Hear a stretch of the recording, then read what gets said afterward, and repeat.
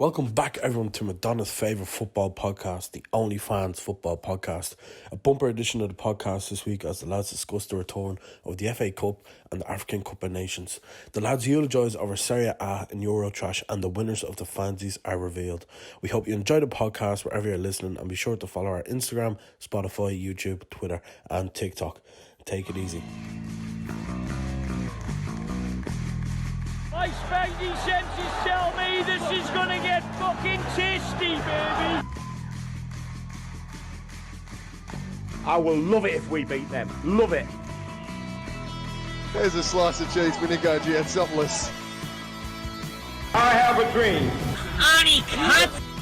Badler. The fella in the green and white shirt. The guys up in the joy have asked to be put back in their cells. If you stop waffling, we might get some work done. He has the go blood. He has the go blood. Get out! Get out, Man United! Origi! Torres to give Chelsea a place in the Shane Long has done it! Let me add a little bit of spice to that. Is it your fucking spice? My grandmother had wheels, she would have been a bike. I think I'm a special one. I'm the normal one. I never knew stupid like that. The blues In the middle of the pouring rain, cause I was walking in Memphis. Welcome everyone to the Only Fans Football Podcast, episode 19. Wow. I don't know what this one's called. I'm gonna call it, but like we're gonna be talking about Afcon, and we're gonna be Euro trash is full of Serie A, and so we're gonna call it the Franck Kessié. Cran, how are you doing? Welcome back, by the way. Welcome back. I'll tell you what, I've been missing this. Yeah.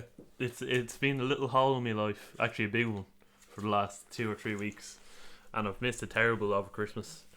I was even thinking last week when Chelsea-Liverpool was on, I was thinking, I'd love to jump on a podcast now and talk about this game. Yeah, we had a little conference call, didn't we? Yeah, and I was just thinking, like, when we were having that conference call, I was like, this would be great for an Instagram live now on OnlyFans.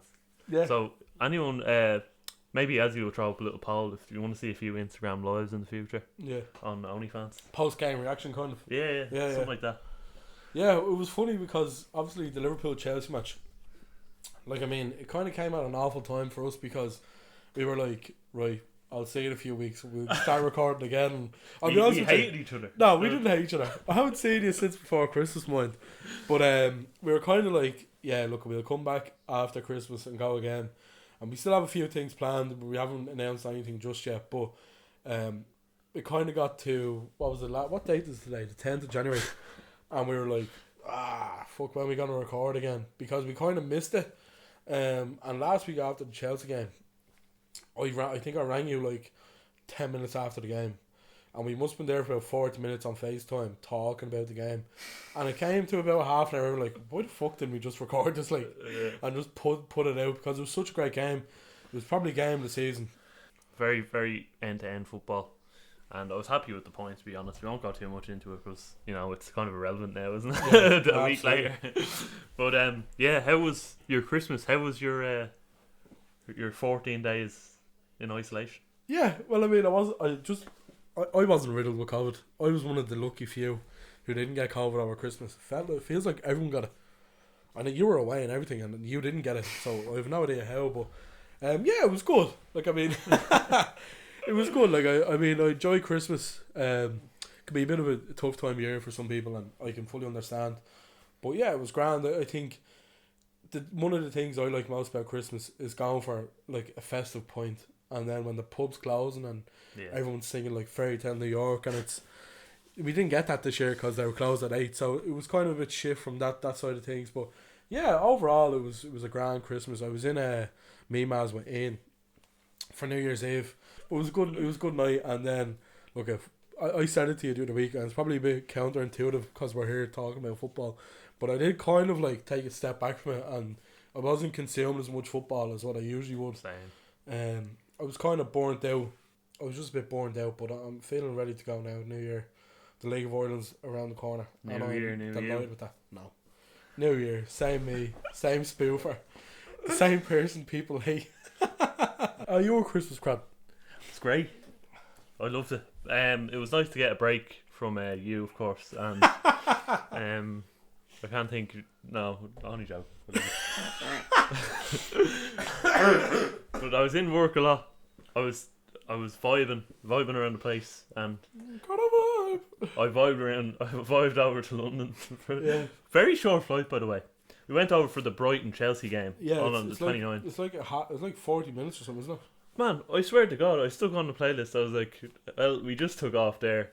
And then next thing, 30 seconds later, we landed. So I was like, I haven't even finished my on repeat yet. Yeah. You know what I mean? It's very quick, about 30 minutes. Yeah. And we got over. We flew into Luton Airport. Oh. Luton Town, home to James Collins. James, yeah, unfortunately. And I feel bad for him after being there. I was only there for about 10 minutes. And we hopped on 10 minutes too much. We hopped on a train to, I think it was Piccadilly Station. Yeah. Piccadilly, famous. Piccadilly. We got on the tube to Kensington. Very nice part of London. Were you on the underground? It's on the underground. Sound of the under. Shout out the girls aloud. Oh, you can't believe how good the underground is. Yeah. You know, fair play to them. You know what I mean? I think it's been around since 1865 or something. Yeah, it's one good thing the Brits have done. Yeah, and you fly around and yeah. It's so good, and you can just tap on. Do you know the way we have the leap cards here? Yeah, you can just sort of tap on with your phone. Oh wow! And go in. Yeah, that's cool. So it's handy out, and I think it's fairly cheap as well.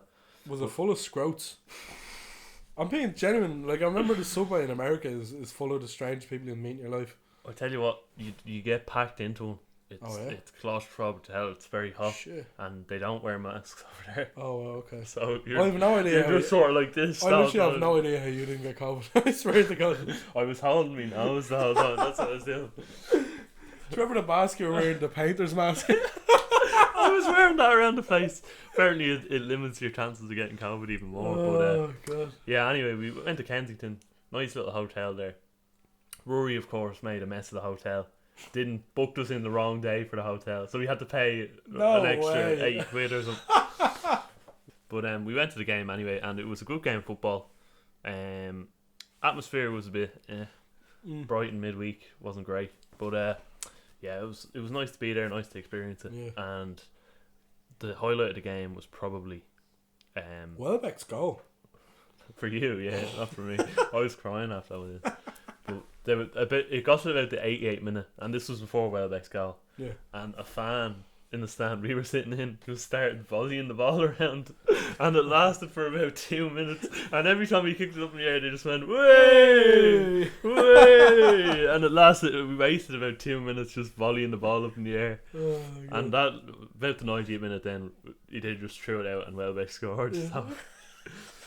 Bit of karma there striking us, but it wasn't our best game. I think it was one of our worst performances of the season. Yeah. Just so happened I was there, and flew back on the plane the next day, and that was it. A nice 1 day trip to London. Yeah, maybe it is. Yeah. You got the Romelu Lukaku scarf as well, and ever since you held it, he's wanted to leave. He must have seen the pictures like, I can't let this fella support me anymore. I'm gonna end this man's whole career. It was good times anyway. Do you know what? Actually, sorry. Before you get on, sorry. Do you know what I really enjoyed over Christmas? What was it? The darts. Oh man, it was great, wasn't it? Me and Rory, we were watching the afternoon session in the pub in London there. One of the afternoon sessions, and we were having a few pints of brownies, watching the darts. Yeah, great buzz, and everyone's into it over there. It's Yeah, I remember a while ago, Rory remember this night. It was me, Dave, Rory, and Col. And I think Col's brothers, Colin, was there as well. And maybe Kieran as well. But anyways, we were there. And the darts was on. And do you know what? I don't know what it was, but the last game, I can't remember who was playing, but it just went on and on and on. And I think Col ended up leaving early or something. And it was just me, Dave, Rory there in the back page till about 2 o'clock in the morning, talking about darts. It was awful, like, it was great. It was a great night. It was around Christmas time as well. It does sound awful. Yeah. But yeah, do you know what it is? I used to really enjoy darts when I was younger. Yeah. And I don't know if you've ever watched this, because something my dad used to watch out on. It was on Challenge TV. He Used to be on when he was a kid, but Bullseye. Bullseye, yeah. And it's the worst program ever. And it's like, and here you can win a yacht. And they're all like, oh yeah. And then they lose, and it's like, well, here's what you could have won. And it's just the yacht. And it's like, fuck you, you're not getting it now. But that's why I kind of like darts. And my uncle as well is a big darts fan. And so one of the things I was talking to you today, and I put it up on the social yesterday, was if you were a darts player, what would your walk-on be? So I'll read out people's ones first, and then we'll do ours. I think I put mine in anyway. Yeah, I think you did. I'll go first, right? I'll go with Shay because Shay's a big darts fan as well. Just while you're getting that, when we were in the airport, they had this orange juice. We were getting a bit of breakfast before we flew out. Alright, I swear to God, I went up and I tried to order, and I got fruits instead. They gave me a fruit for some reason, that was in the fruit. But they had this freshly squeezed orange juice, okay, $3.50 a pop. Everyone gradually left this pub or bar they were serving this orange juice in, and then your one got a big carton to fill it back up again, the jug. So it wasn't freshly squeezed. Awful. Yeah. They pulled the wool over your eyes. Stop, man. The world's ridiculous. Anyway, darts walk-ons. So we have one from. I'll start off with. So yours is there as well. I'll start off with Ian's. So Ian, I don't even think Ian watches darts, but Ian texted in saying, "Do you think I'm sexy with Rod Stewart?" You can't sing everyone. No, we can't. I'm not singing everyone. That's a good tune, though, to be fair. Yeah. Rod Stewart. We know if you're Rod Stewart. Big Celtic fan. Big Celtic. Well, he claims to be. We have Aina, who's a big. What would you describe him? A Republican. Yeah. We're all Republican, but he's quite big. He goes to the Shannos. Yeah. He's big into traditional Irish music. He wrote in Peggy and Littermore. Oh. Yeah. I so sad Peggy August Shasta Lord. I remember this from school. August so Garabina. That's for you, Aiden. It's a great tune, actually. Yeah. I remember learning that skill. You pelted out in the pub, I'd say it'd be great crack. Yeah, it would be. We have Ben Casey saying Serious Alan Parsons Project. That's a great one. I don't know that one. Do you know that one from the Michael Jordan documentary? The Last Dance. Did you ever hear the song? It's like you know it. Yeah, that's a bad rendition of it, but you definitely would know it. Right. We have Gerard Lanigan saying Samsung, another Republican. Do you know Samsung? I'm not singing it, but I'd say you would know. We have Shay here, and Shay put two in because he's a pest. So he has the first one, I'm a Believer. He also has, did you ever hear the song I'm horny? Horny? That's Shay. Shay put that song in. He wants to come out to the darts. The PG podcast. It's not at all. Not at all. Yeah, I'm not going to read them all out because there's a good few, but that's kind of the best one. What did you have? I'm stuck between two. I sent them to you, didn't I, the other day? So I would probably come out to, do you know, Shallow, Lady Gaga, and Bradley Cooper. that just wouldn't work. No, bring the vibe down. When you said to me, no, Azzy, that wouldn't work, I decided on Madonna Hung Up. Give it yeah, that one. Yeah. They have Madonna used that song. It's like.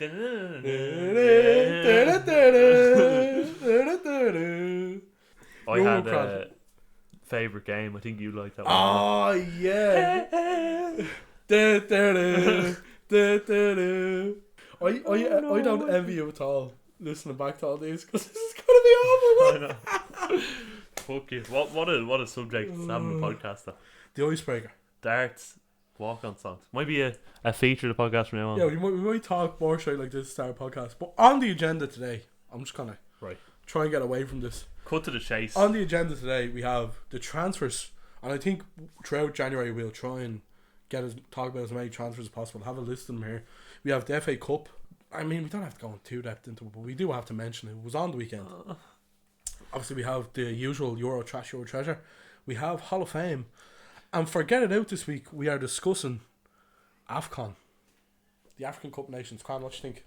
It's a great tournament. Yeah. You know, not for the Premier League teams, but, fuck them anyway. It's you know what, it's very enjoyable. It's a good tournament, and as you said, for the Premier League clubs, you know, they kind of feel like they get shafted, but it's the equivalent to the Euros. You know what I mean? If the Euros was on in the middle of the season, like no one would be complaining about it. So I do really enjoy Afcon. Watched it in years gone by on Eurosport and stuff, and it's on Sky this year for anyone who's going to be looking at it. I'm really looking forward to it. So we'll talk about Afcon in Get It Out. Cran, moving on now, okay? The January transfer window, how do you feel about it? For me, it's a bit of a nuisance. Yeah. I have confirmed transfers written down here over the past few weeks, kind of notable ones even, excuse me. But I hate all the innuendo. I hate all the rumours because Sky Sports merchants. Yeah, it drives it creates an atmosphere of expectation of, well, we have to get someone. If Chelsea are buying someone, Liverpool have to buy someone. If City are buying someone, you know what I mean? It's like fans get dragged into it, and they, to be honest with you, they kind of struggle with not being able to buy anyone. Yeah. You know what I mean? And like clubs operate in different ways, but just speaking on behalf of Liverpool, like we're not that type of club. Like we don't just throw cash around. You know what I mean? And we kind of I hate hearing things like this, but we work on net spend and stuff like that, and that drives me mad. But that's the way some clubs operate. So that's probably why I don't like it, because I know we're not getting anyone. But at the same time, it is kind of, for me anyways, it's more of a nuisance than anything. Yeah, I'd love to sign left back right now.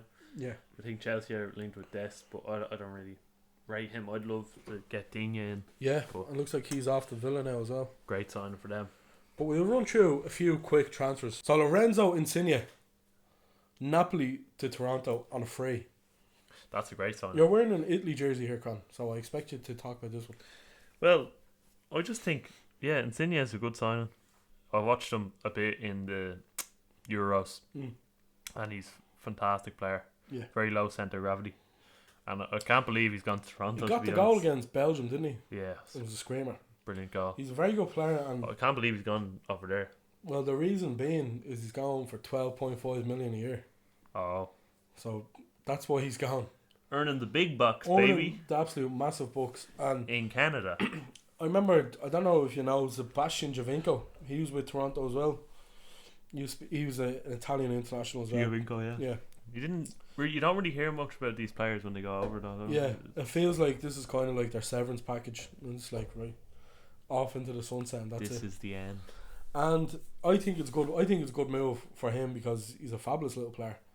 And look, if he's getting 12.5 million a year, you know what I mean, you're laughing then. Yeah, you take it, wouldn't you? Absolutely. Kieran Trippier at Let's Go to Newcastle. Bit mad. Another money grab. An absolute another money grab. How much do you reckon he's earning? Or do you have it written down there? I haven't got it written down, but I'd imagine it's a lot. Yeah. Good signing for Newcastle anyway. It strengthens their right back. I don't know who was playing there before. Probably Matt Ritchie or something, was it? Yeah, Gordon Ramsay. Gordon Ramsay. It's raw. Yeah. I mean, you fucking French pig. Trippier played for Howe at Burnley, I think, a long time ago, and I said on the podcast before about it's bland about Eddie Howe just like picking his friends to play from. Like he has Eddie Howe looks like Gordon Ramsay as well. So. He has Richie at left back. He has Fraser back in the fold. Trippier now. I don't think it's a good move for him at all, because I think Newcastle are going down. Yeah. I think it's a definite money grab. The best thing Trippier has done in his career was when he was with Let's Go last season. Obviously no fans were allowed in at the time, and he won a throw in on the side of the pitch, and himself and Diego Simeone, is that his name? Yeah. Absolutely went ballistic, as if they'd scored a goal, and it was only because like they're running the clock down. I'll get a video up, it's very funny, but that was his best moment at Let's Go, and obviously win the league helps as well. But I think it's an awful move for him, to be honest. Yeah, I mean, it will be a club on the up, but I don't know how soon it will be on the up. Probably not that soon. Sure. Felipe Coutinho, Barcelona, Aston Villa. I can't believe this when I seen it. It's a mad move. Good player as well. Very good player. I don't know how he'd fit into Villa's philosophy, or I don't think they even have a philosophy. So I don't know how he'd fit in at Villa. Yeah, you know what I mean. I think the thing with Stevie is he plays a certain type of football, and like he's very attack minded, and when he's up against the big clubs, he likes to make it hard for them to play, and he'll be stubborn. He'll tell his team to be stubborn. You know, take time over throw in, go down, very easily, win free kicks, break up the game. But when they're kind of the better team in the game and the favourite team, let's say, to win, and look, Villa have a good squad already. Ings, Watkins, Buendia, Bailey. They're very good to watch, funny enough. And I think Coutinho, I was talking, funny enough, one of the lads texted in on the Instagram, Steve. I went to college with him. He's a full-on diehard Barcelona fan. Yeah. And he was talking about Coutinho, and one of the things he was saying was like, he's kind of lost his guile. He's lost that bit between the teeth, and it feels like he's not trying anymore.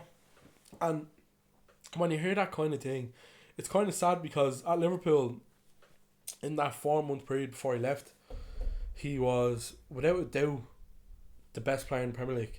Yeah. And Klopp said to him, was like, stay here and he'll become a legend. Leave and, things could go sour. And that's what happened, unfortunately, for him. And I do really like Phil Coutinho, and I like the way he plays, and he's a very graceful footballer. And I'd love for him to come good. I think with Barcelona, he's lacked confidence. You know what I mean? And a lot of expectation on him. Even when he went over, it was himself, Suarez and Messi. And look, you can't live up. Neymar's one of the best players in the world, and he had to try and live up to that. And before he went in that period for Liverpool, everyone would have said he would have lived up to it. It says a lot about Coutinho that he's had 3 or 4 managers at Barcelona, and after 3 weeks, every one of them's gone, no, you're not good enough. And it's sad, but I do hope that he comes good. Yeah. I do really hope he comes good. So that's transfers out of the way, big ones anyway. I just seen United are looking at Zakaria as well. Borussia reporting that. Yeah, be a good move, but again, United are in turmoil. They're playing tonight against Villa, but we'll get on to them another time. Will we move on to the FA Cup? FA Cup, Adzi. Fuck, I'll have to get my phone. The oldest competition in England, as they say. I haven't watched much at all. I was actually indulging in Serie A this weekend because I don't really like the FA Cup. So I wouldn't be too big on it myself. The FA Cup was. I think the first game was Swindon and Man City on Friday evening. Yeah. I was looking forward to the game on Friday night. Ordered the curry and everything. I'm doing dry January, so I was like, I can't have a point, so I'm gonna get a spice bag. Not for takeaways. Getting a spice bag, and I had it and everything, and put it down on the thing, and I thought the match was on BBC, Swindon Man City. Stuck it on. It was either on BT or ITV, and I just completely missed it. I was like, fuck that, I'm not plugging the Fire Stick in. It's too much hassle. You see, that's how much I enjoy it, is I'm not willing to put myself through the hassle of putting it on. But I was looking forward to the game, and Man City just ran away 4-1 in the end. And it was a game where, like, I have the City team here, right? Stephen, Walker, Diaz, Ake, Cancelo, Kevin De Bruyne, Rodri, Gundogan, Cole Palmer, who got man of the match, by the way, unbelievable performance, Bernardo Silva and Jesus, and that was a team stricken with COVID, and that's like, you know what I mean? Madness. They're not missing many big players there, like, you know what I mean? And I said it to you a while ago, man, but it's like City are just bringing out clones of David Silva, and it's scary, like Phil Foden, McAtee as well, Cole Palmer, even Delap's very good now, he's a striker, but it's such a scary thing to think about, because mass producing. Yeah, that's what they're doing. And it's like you make one Mars bar, you're making 10,000. You know what I mean? And Mars bars are delicious. it's just yeah, absolutely. Mars bar is the best bar, and it's kind of frightening. But the highlight of the game was when Swindon scored to make it 3-1. There was great scenes in the crowd, and they celebrated the game like they'd won it. Yeah, you know what I mean. So it was great. It was the same with Chelsea and Chesterfield. Just great to see. You know what I mean? Yeah, because obviously they're never going to compete with a billion squad. Yeah, you know what I mean. You have to be realistic. Mansfield Town versus Middlesbrough 3-2.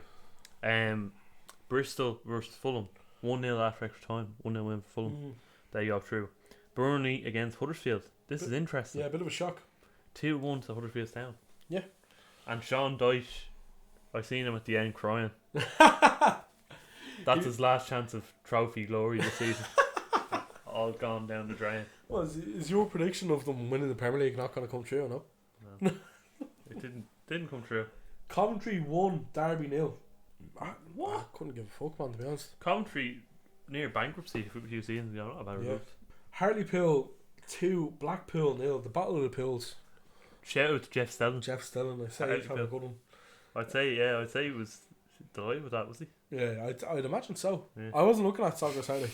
I actually genuinely watched a good few of these games. I watched the Palace game on Saturday, which is I think is the next game on the list. I watched a bit of Newcastle game, and I watched the Everton Hull game. And then I watched the game Millwall Palace, yeah, that was interesting. Yeah, At the Den. bit of a derby, innit? Yeah, it's I'm not a fan of Millwall now. They're a bit racist. Full of outflas Yeah. in their 50s thinking they're hard men when it's Yeah. like, come on lads, time to go home. Wake up and embrace the new generation there. No, and it was funny you say new generation, it was Elise for Crystal Palace was unbelievable. He has 7 goals / assists in 375 minutes this season. He's only 20 years of age. Like, we're about older than him. I think he has. Don't be at this again in the new year. Oh, well, comparing us to football players. I'm gonna have a big list of him for the Liverpool game. And he's very good. I think he has great potential. And he shut the Millwall fans up as well. There was a part of the match where a Millwall fan fucked a bottle at him at Elise, and I was like, "Come on, lads!" And he kicks the bottle off the pitch, and he walked back to take the corner, and he kind of goes, "Come on, give me some more. Do it again, do it again." And did any of them do it? No. Absolutely bottled it. Did you get it? Hey! Sharp. Oh, God. And then what's the next one there? Barnsley Barrow. What a game. 5-4 after extra time. This is the sort of FIFA scoreline I enjoy. I'm actually a big fan of Barrow. I had a Barrow career mode a few seasons ago. Love to see him doing well. Big and they made it 4-4 in the 90th minute. Mm. One of them games. And then a goal from Carlton Morris, who scored 2 in the game for Barnsley. Won them the game, 5-4. What a game of football. Yeah. And Barrow, bear in mind, they were 2-0 down with 10 men. And they got back to 4-4. Fair play for them. League 2 team. Yeah. Good showing. Man, there's so many fucking games. Burham Wood beat Wimbledon 2-0. This is an interesting one. Kidderminster Harriers 2-1 against Reading. They are in the 6th division. This is the kind of game this is the kind of result that I love from the FA Cup because Reading are relatively like a big club in England, like, you know what I mean, and for them to lose that is a big result. 6th division of English football these are in. Yeah. Danny Drinkwater was playing for Reading, by the way.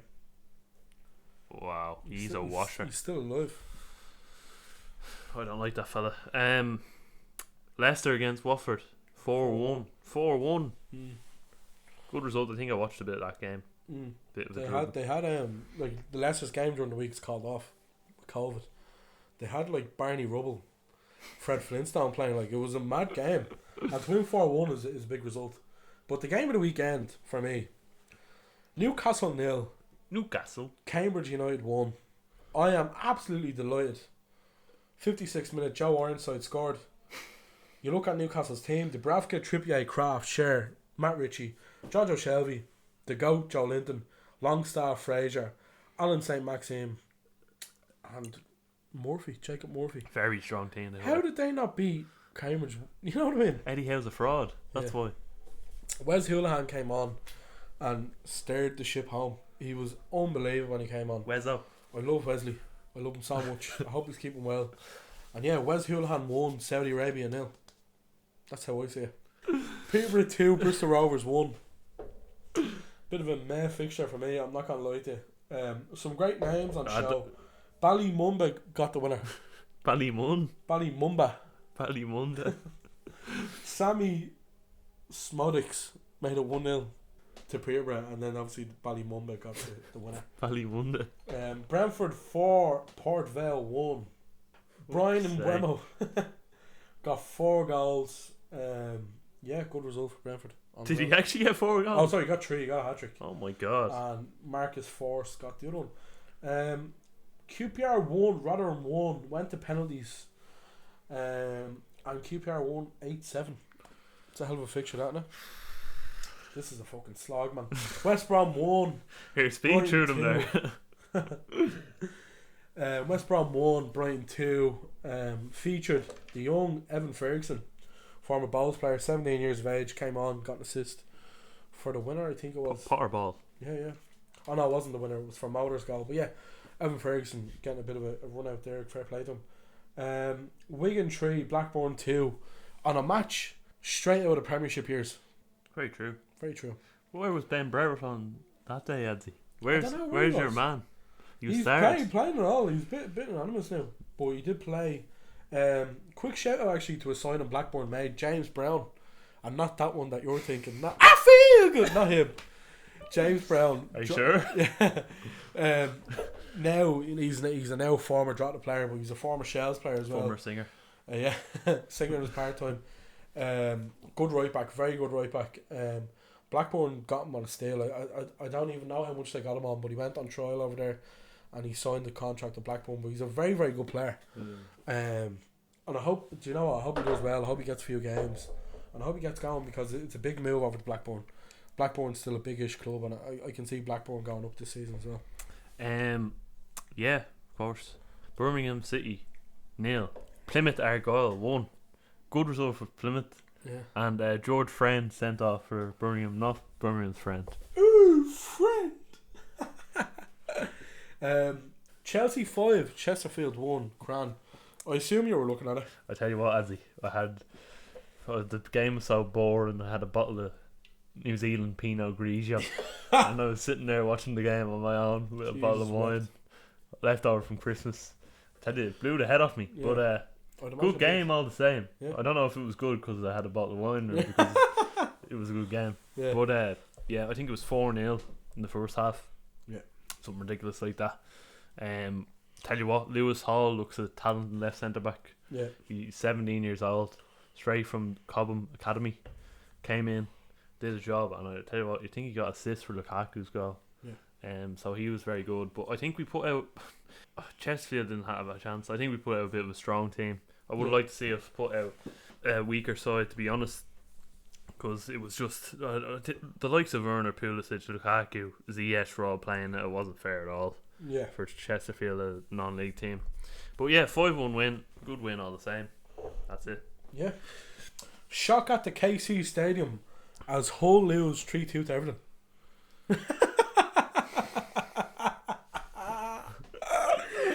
You see, I actually, again, this match was on the BBC, so I actually watched it.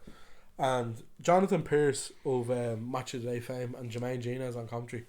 Not a bad partnership, to be fair, but I've never listened to two commentators who did not want to be at a game more in their life. They didn't enjoy the match at all. It was fucking 3-2, like, it was a decent game. Everton started with 5 defenders on the pitch. 5 defenders Everton started with. Fuck. They kept a clean sheet for 40 seconds. I love them so much, man. They're gas. They're hilarious. They won. They ended up winning the game 3-2 anyways. Townsend got the winner. But I think Hull were out on their feet. Hull looked wrecked. They had a lot of COVID cases as well, so players were coming back. But yeah, George Honeyman for Hull was very, very good. And that's all I have from that game. Sorry, Everton fans. Southampton 3, Swansea 2. A winner for Shane Long. And an assist as well from I believe. A good game for him. And you could watch this one on ITV Wales. Bit of a plot hole there why they're in the English division, but you know, you won't say it was. We're not getting into the semantics, are you? Jesus wept. Just saying, like it's like I don't know, it's like Bowes going into the Premier League. Like. Oh god, it's the equivalent. Yeah, we'll move on. Bournemouth 3, Yeovil 1. Oh, what a game of football, huh? Funny enough, hat-trick for Emiliano Marcondes here. Yeah, great name. Very nice name. Great name. Gavin Kilkenny was playing for Bournemouth as well. But yeah, good win for them in the end. We move on to the Sunday game. Feels good. First game of the day. This flashbacks to Luton Airport. Oh god. If you know yourself. Luton 4, Harrogate Town 0. A good win for the train station merchants. Yeah, absolutely. Great win. Coy Naismith will go. It's a good name. Cameron Jerome will go. Cameron Jerome's still going. Let's look at this team. Hold on. Harry Lansbury playing as well. Jeez. They must all love Luton Airport. Harrogate Town had 4 subs. I think that's. Where's James Collins? Oh, he's moved to Cardiff. Oh, he has with Mick McCarthy. Fuck's sake. That's right. Anyway, moving on. Good segue. Cardiff 2, Preston 1. Goals from James Collins? No. He was playing, but it was Davies and some other Donny got the goal as well. Yeah, Harris got the goal. 1-0 to Norwich, everyone. We'll say no more. No more. Charlton. Liverpool 4, Shrewsbury 1. Do you remember Eden Hazard years ago called Shrewsbury Strawberry? Did you ever hear that? I think so. Yeah. It actually is an easy mistake to make. The Shrews. Liverpool's lineup, right? 9 of Liverpool's starting 11 were not born the last time Everton won a trophy. Here. I'm telling you now. Enough about Everton. Leave them alone. Just a quick run through of some of the players playing for Liverpool, okay, and how young they were. Cade Gordon 17, Conor Bradley 18, Max Waltman 18, Tyler Morton 19, Curtis Jones, who's a bit of an established player at this stage, 20 years of age, Elijah Dixon-Bonner, very good performance, 21. Good name. Isaac Mayamba 17, James Norris 18, James Belghazi 18, and Melkanu Freudendorf 17. It was a good run out for the young players, you know what I mean? Established players like Van Dijk and Robertson, Fabinho playing helped. Yeah. But yeah, Conor Bradley very impressive at right back. And yeah, I haven't really got much else to say other than I'm glad we're nearly done talking about the FA Cup. But one of the things actually real quick, it was poetic, right? Because West Ham and Leeds was on the telly, and at the same time Liverpool were playing Shrewsbury and Spurs were playing Morecambe. Yeah. And at the very same time Morecambe went 1-0 up and Shrewsbury went 1-0 up. And West Ham and Leeds was on the telly. And it's like, why the fuck isn't Morecambe and Spurs or Liverpool Shrewsbury on telly? It's like, this is the essence of the cup. I was watching it on Premier Sports. No, I mean, but like for the Brits, they haven't got that. And like, it's their competition, like, you know what I mean? And it's kind of like, why aren't those games on the telly? They're kind of the big games that you'd want on the telly. Yeah, because you'd see West Ham Leeds every week. Well, West Ham Leeds is on next week on Sky again, so it's like, what's the point? And anyways, moving on. Stoke 2, Leighton Orient 0. Goal for Tom Ince. Tom Ince, yeah, we were only talking about him last week, I think, weren't we? Funny. Spurs 3, Morecambe 1. Great comeback victory for Spurs. Comeback. Antonio Conte was in the stands dancing with the fans. The full 5,000 that were there from what I've seen. You see, there was a tube strike, Cran. According to Martin Tyler. West Ham 2, Leeds 0. Bit of a controversial one. I know Ian was on to me giving out about the 2 goals. I think the first goal by Lanzini, Bowen was about 10 yards offside. And then the second goal, I think there was a handball in the build-up. Bit of a renaissance for Lanzini, isn't it? Yeah. I'm a big fan of this West Ham side, to be honest with you. Like, if you read through it, Areola in goal, decent player. Fredericks a right back, Dawson, Diop, Johnson the back four. Like, that's a weakened back four, but that's still quite strong. You have Rice, Soucek, Bowen, Lanzini, Vlasic in midfield with Mr. Mikhail Antonio up front. Very good side. Very good side. Yeah. Leeds are in a bit of a bother, actually. I was looking at something yesterday and they have about 12 players out for the next game. Poor Leeds. No, not poor Leeds. They're going, no, minus. I think they'll stay. I'd imagine so. Wolves 3, Sheffield United 0. Cran, we're nearly there. The most goals Wolves have scored in the game this season. Yeah, and not one of them was scored or assisted by Adama Traore. Fuck off. We were having this debate in the chat there a few days ago. Is Adama a good player? I said he was. The other 4 lads didn't. I think he's a good player. 1-0 to Forest against Arsenal. Yeah. The Arse. Did you see Arsenal's jersey? Of all white. All white. I was about to say they looked like Real Madrid, but they played like a pub team. It was for a campaign against I think it's something to do with knife crime in London, and it's a good initiative. It was a nice jersey as well, actually, but they just weren't up to scratch yesterday at all.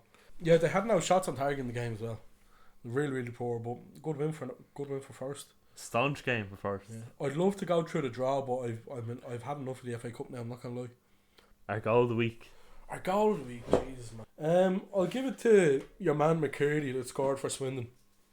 Just for the scenes afterwards, great scenes. I'm gonna give it to Chow for his goal against. I didn't see it now, to be honest with you. It was a nice goal, but you know what? It wasn't that great. It's just summarising the FA Cup. You know what I mean? Mediocre player scoring a goal. God of the week. God of the week. I'll give it to Fabinho for getting 2 goals because it's not like him. He was getting a nosebleed up that far. I'm gonna give it to Lewis Grabban. Shout out. Oh, good shout, for the goal last night. Yeah. He actually did. He busted his balls to get in the box. Fair play to him. Yeah, and he finished it with his right foot rather than his left foot. I thought it was a bit mad, but yeah, great finish. And then our call of the week.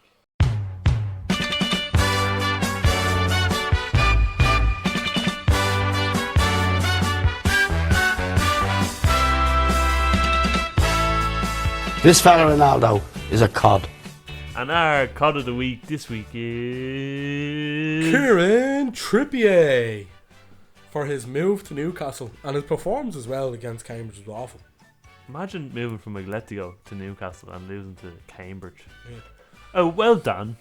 Most expensive club in the world against Cambridge, and they lost. And Kieran Trippier, you're the epitome of it. So enjoy your move to Newcastle because you're probably getting relegated. You could have been playing Champions League with Atletico, but now you're with Newcastle. Should have went to Sunderland. Should have. Shout out Steve Bruce. Oh, God.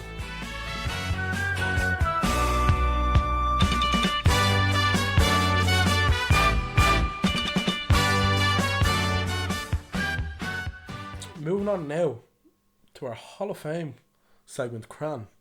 I'm gonna. Do you know what? I'm gonna let you pick the first Hall of Fame of the year. Who was your Hall of Fame pick this week? My Hall of Fame is the weekdays of the week. This is to combat my one. No, hold on. I love the weekdays. I think they don't get enough credit for what they are because we focus too much on weekends and we save our enjoyment for weekends when really we should be enjoying every day. So I nominate weekdays. Let's move a mad one. So you're nominating the concept of time in general, the concept of weekday time. Yeah, and there's nothing you can do about it. Yeah, I mean, there's not nothing I can do about it. There's absolutely zero I can do about it. You're nominating the concept of time, and the only reason I shouldn't have told you what I was picking, to be honest with you, because you wouldn't have went for the concept of midweek. Weekdays. I mean, it's all the one. I'm going for the Weeknd's new album, Dawn FM. Who's that? An unbelievable album. I have to be honest with you. Have you listened to it? I saw the fire in your eyes. There's far too much singing in this. We shouldn't have went with the dance song. It's just a great album. You've listened to it, obviously? I've listened to it first listen, yeah. I would listen to anyone who hasn't listened to it. Absolutely highly recommend it. It's an unbelievable album, but it's like a work of art because it's essentially like Dawn FM. It gives it away. It's like a radio station, and if you were to listen to it from the first song, no shuffle, the interludes, the way songs play into the next song, just an unbelievable album. It's very synth poppy. It's my highlight of the year so far. Is the Weeknd's album. Very, very good. If I was to pick a song that I really like out of it, Sacrifice is up there. Out of Time as well. But yeah, Less Than Zero is another good song. But yeah, I'd say Sacrifice would be my favourite song ever. So I'm going to go with the Weeknd's new album, Dawn FM. Cran has gone with the concept of days of the week. Weekdays.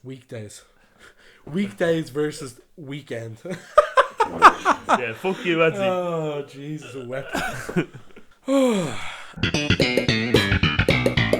And Jesus Christ.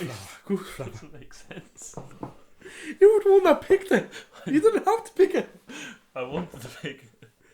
Oh, God. Right. Moving on now, Cran, to our Euro treasure / Euro trash.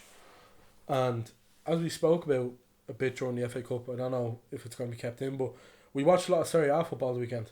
Wow. A lot of it. I know you were watching it because I was watching as well. You're wearing the Italia jersey for it. Bellissimo.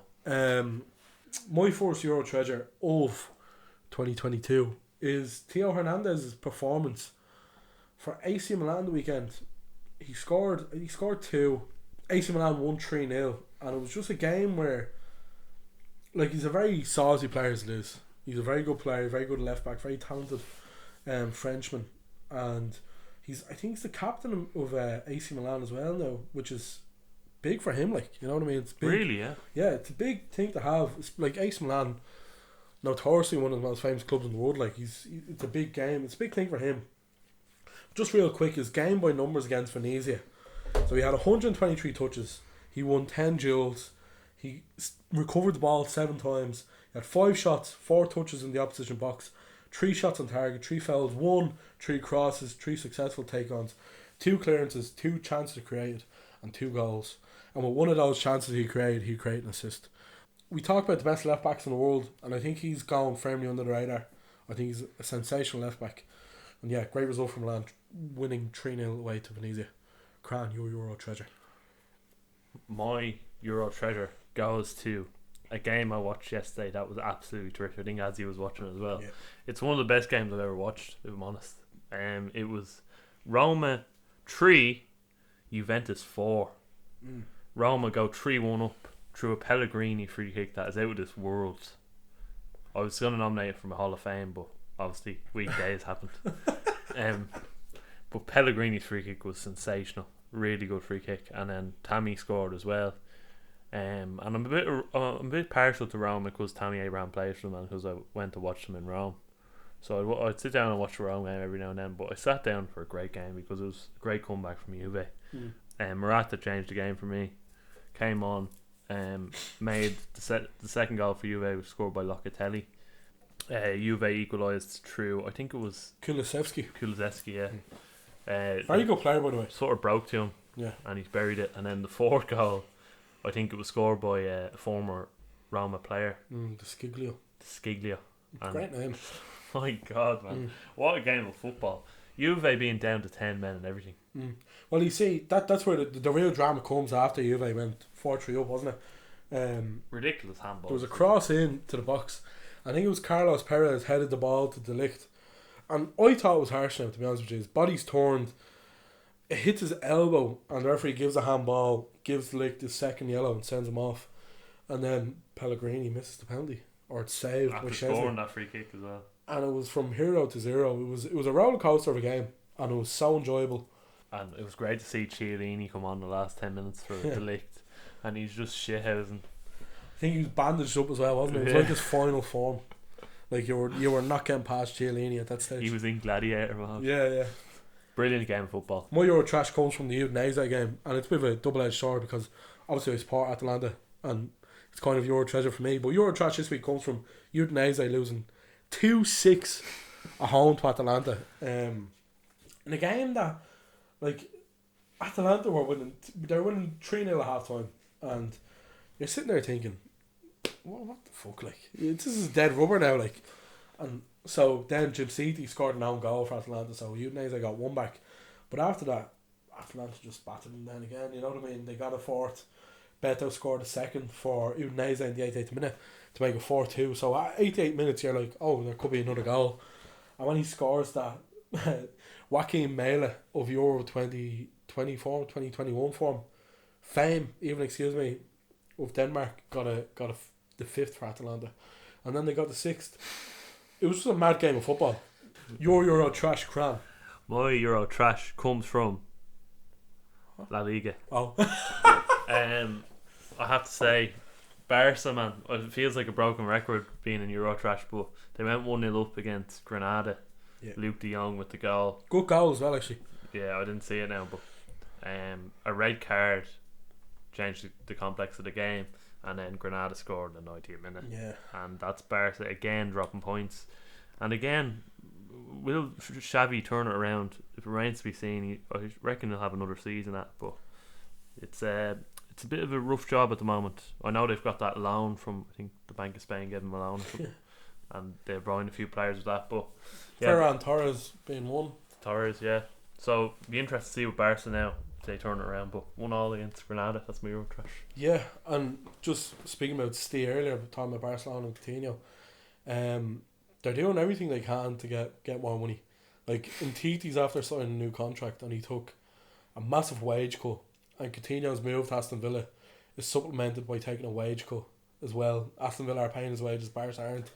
So they're still in a bad state. I do think this kind of new generation of players, Jutgla, Gavi, Pedri, I do think there's hope for them, but it could be a long time before we see the Barcelona involved anyways. Moving on now to the first get it out of the season. Of the season. Of the year. The year. We call it the year? Yeah, 2022. We're going to talk about now the African Cup of Nations. And we're going to do a few predictions. We're going to go through each group real quick. Samina, waka waka. Samina. That was a great World Cup, by the way. So Group A, Cameroon, Cape Verde, Burkina Faso and Ethiopia. I think Cape Verde have a few little good players. They obviously have your man Lopez off Rovers. Yeah. But I think they have another fella called is it Gonzalez? Oh, who plays for Olympiacos. Yeah. And I think he's supposed to be a good little player. So we'll do a quick prediction. Who do you think's going through, Cran?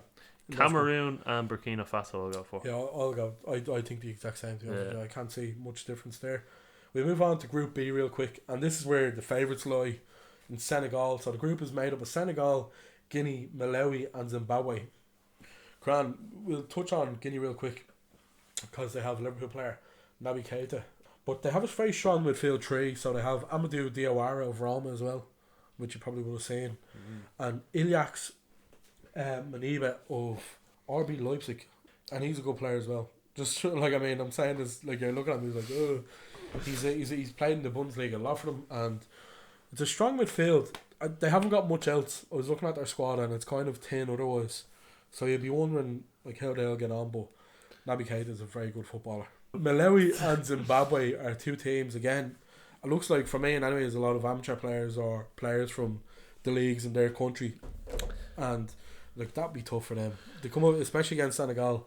Senegal, we'll talk about them real quick. Senegal, they're stacked, man. I'm just looking at the result there because we were looking at a bit of Senegal game. They won 1-0.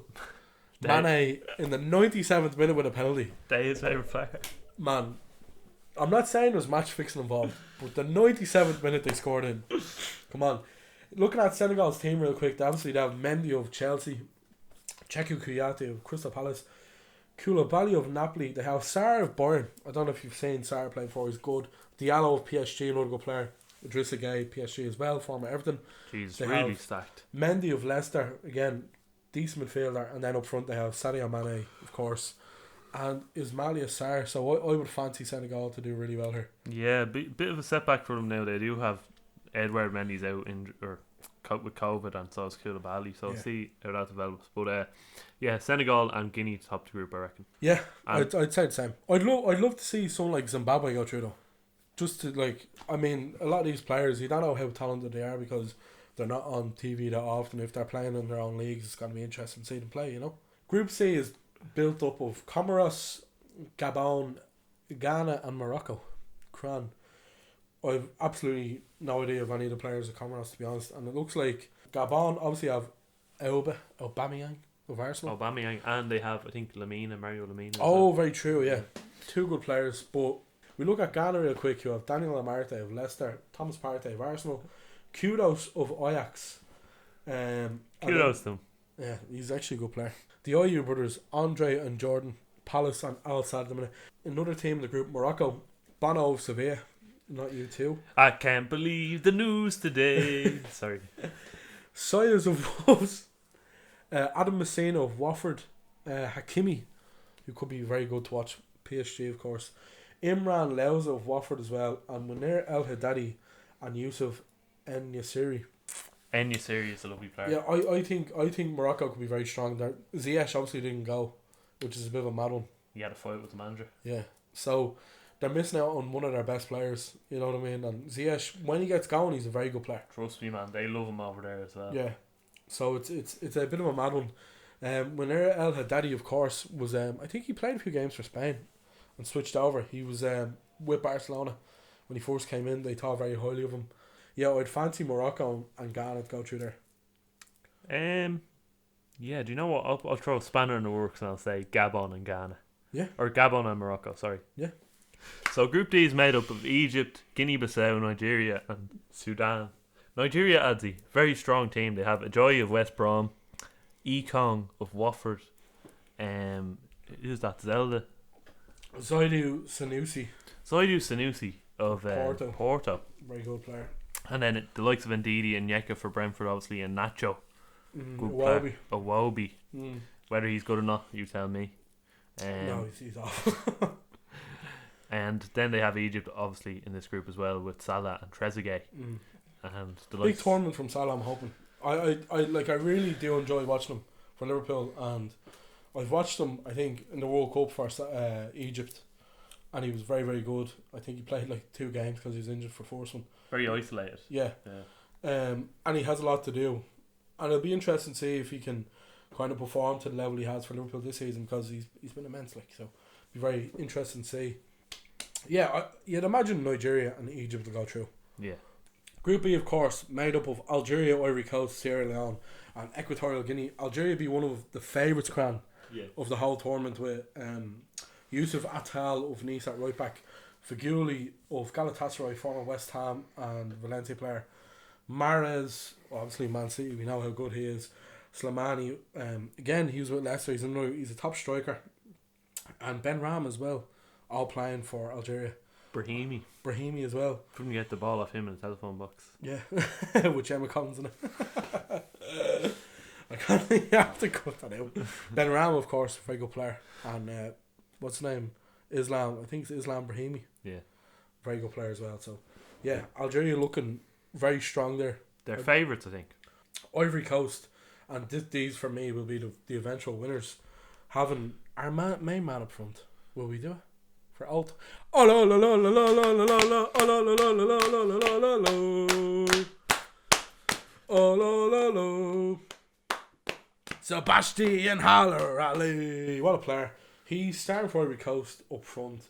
They have Serge Aurier right back, Maxwell Cornet left back, Franck Kessié, the name of the episode, AC Milan defensive midfielder. He'll be playing for them as well. To have Ibrahim Sangare of PSV. You look at Sierra Leone then, a surprise inclusion of Stephen Calker.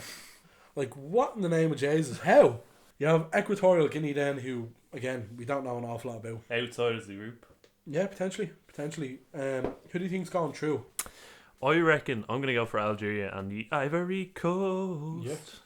So Group F made up of Gambia, Mali, Mauritania and Tunisia, and it looks like Mali would probably be the favourites here, you'd imagine, with Haidar of Leipzig, Kamara of Salzburg and Basuma of Brighton. I think they have Traore as well. Adama. Of what's her name? Sheriff. Yeah. So they have got a very good team. Mali, Gambia, again, I don't know an awful lot about themselves or Mauritania, but they could be very good. And then Tunisia, you have Tunisia down, of course, but Wabi Kazri, former Sunderland player, now with Saint Etienne. He's a very good player, actually. Yeah. Very talented. Ever since he left Sunderland. So true. So you'd probably fancy Mali and Tunisia to go through there. Mali would be outsiders for me for the whole tournament. Yeah. They have a strong team. But yeah, I got the same, man. So we do a few predictions now, and I'll whack a poll up on Instagram now in a few minutes actually. Will we try and guess the final, Cran? Go on. I'm gonna go with Ivory Coast and Senegal. Right then, I think I'll go for Ivory Coast Nigeria final. Cran, player of the tournament. If you had to pick now, predicting your final, I suppose will definitely come into play for the player of the tournament. I'm gonna go for Nacho. Yeah. I think he's gonna have a very, very good tournament, man. He's in the prime of his career.